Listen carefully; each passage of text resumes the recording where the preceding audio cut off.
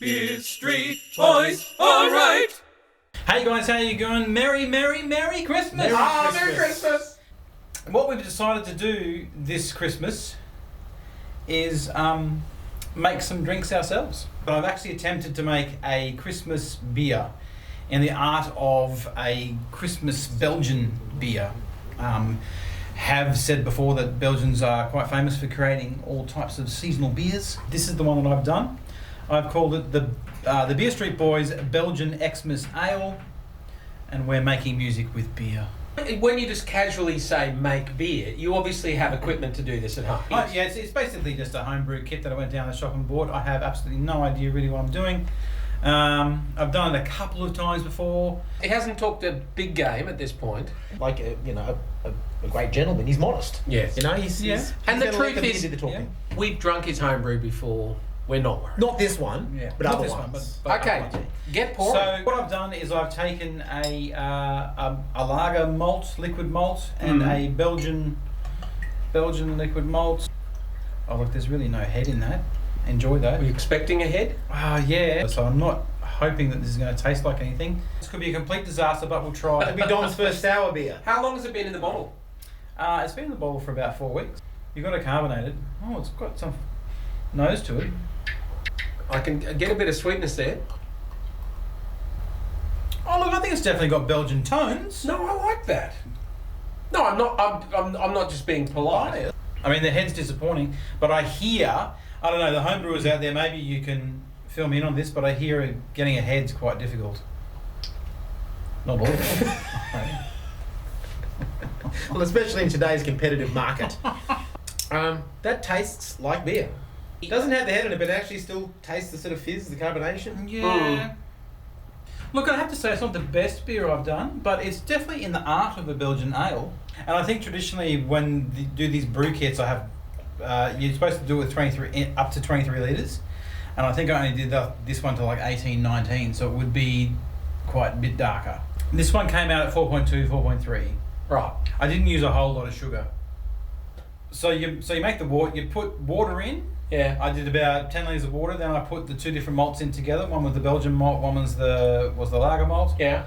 And then you mix it up. I then added more water, another couple of litres of water, and then I put the Belgian Style yeast on top. I sat it there for a couple of weeks, and then I bottled it.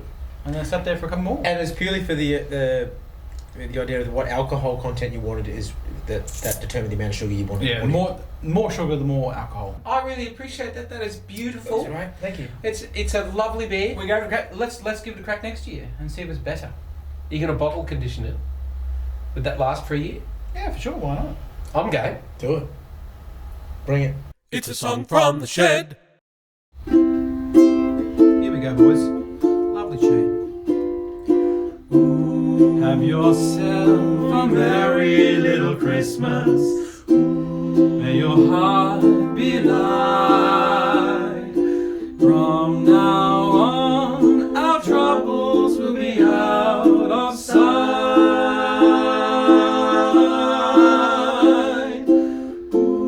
Once again, as in olden days, happy golden days of yore.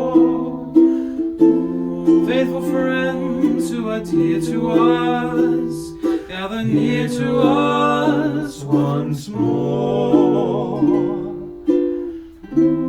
Someday soon we all will be together, if the fates allow. Until then, we'll have to muddle through somehow. So have yourself a merry little Christmas now.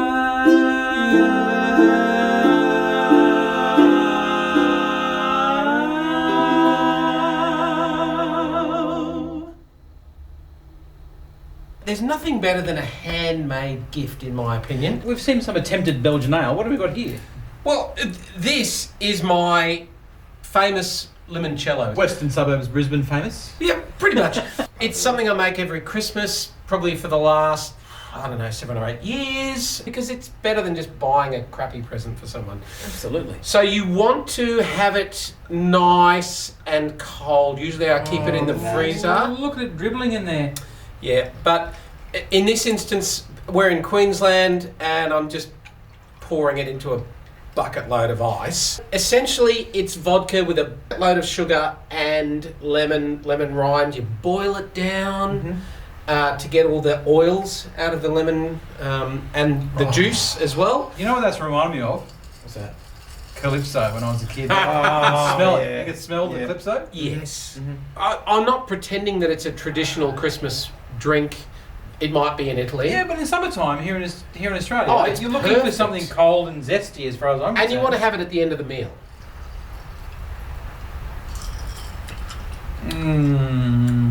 That Come is on. outstanding. It's refreshing. This is Christmas. This is summertime. My wife and I were, before we were married, at dining at scandalous, Scandalous, travelling the world together. traveling around Europe. Oh my God. I know. And we were sitting in a restaurant looking at the Ponte Vecchio, the beautiful bridge in Florence, and had a great Florence. Italian meal. They just come out and they just pour you a little shot. And usually you get it in like a 30ml glass. I've gone a little overboard here. Wow. But, you know, that's the Australian way. Do you normally have the same label each year? Every year it's a bit different. I wanted it to look handmade and crafty, and I can't draw for crap. So I got my daughter to draw it for me. And you've done a seal as well. Yeah, well, I thought Brilliant. that way you know that it's sealed, I suppose. I don't know. There's even a little lemon peel in there. I put a little lemon peel in there. If you I don't know really, whether you can see that everyone at home, but if you're adventurous, you can chew on that like the worm in the tequila.